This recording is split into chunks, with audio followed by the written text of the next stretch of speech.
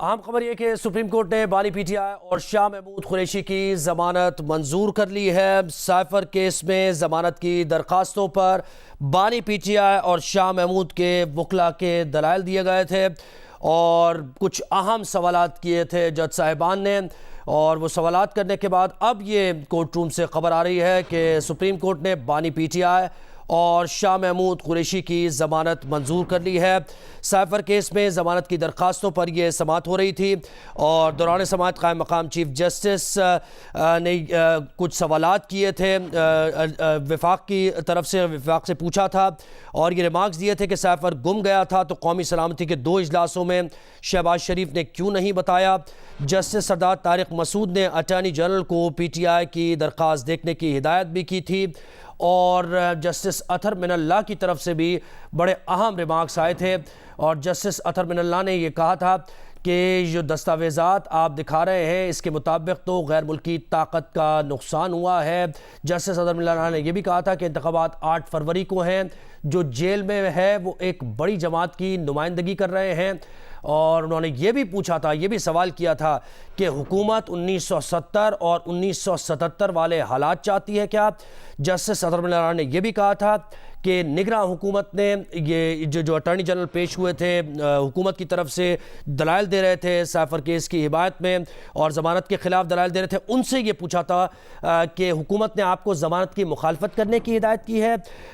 پھر جسٹس اطہر من اللہ نے یہ بھی کہا کہ ہر دور میں سیاسی رہنماؤں کے ساتھ ایسا کیوں ہوتا ہے، سابق وزیر اعظم کے جیل سے باہر آنے سے کیا نقصان ہوگا؟ اس وقت سوال عام انتخابات کا ہے، اس وقت بانی پی ٹی آئی نہیں عوام کے حقوق کا معاملہ ہے۔ جسٹس اطہر من اللہ نے دوران سماعت کے ریمارکس دیے تھے۔ عدالت نے یہ بھی کہا تھا کہ بنیادی حقوق کی عدالت محافظ ہے، سابق وزیر اعظم پر جرم ثابت نہیں ہوا ہے، وہ معصوم ہے۔ یہ ریمارکس دیے جا رہے تھے، لیکن اب خبر یہ آئی ہے کہ سائفر کیس میں عدالت نے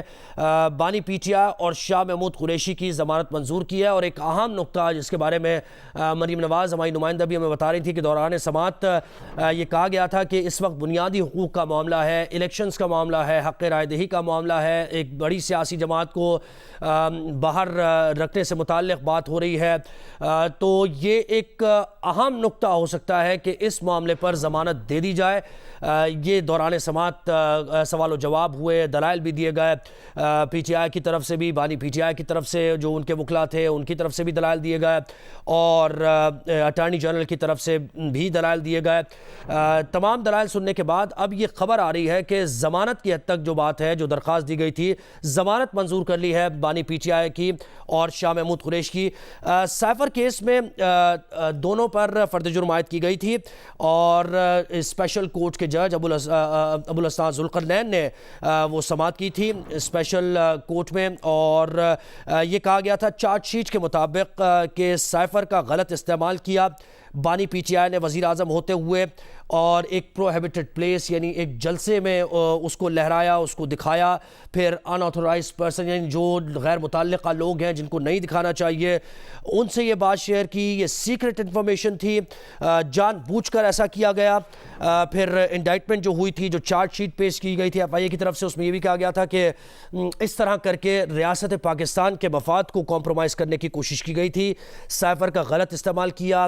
اور وزیر اعظم کی حیثیت سے انہوں نے اپنے پاس رکھا، وہ پھر اسے گما بھی دیا، سیاسی مفادات کے لیے استعمال کیا جو کہ پاکستان کے سیکیورٹی سسٹم کو کمپرومائز کرنے کے مترادف ہے۔ شاہ محمود قریشی پر جو فرد جرم عائد کی گئی تھی اس میں معاونت، ایڈنگ اور بیٹنگ کا ان پر الزام لگا تھا کہ انہوں نے اس میں اعانت کی ہے، معاونت کی ہے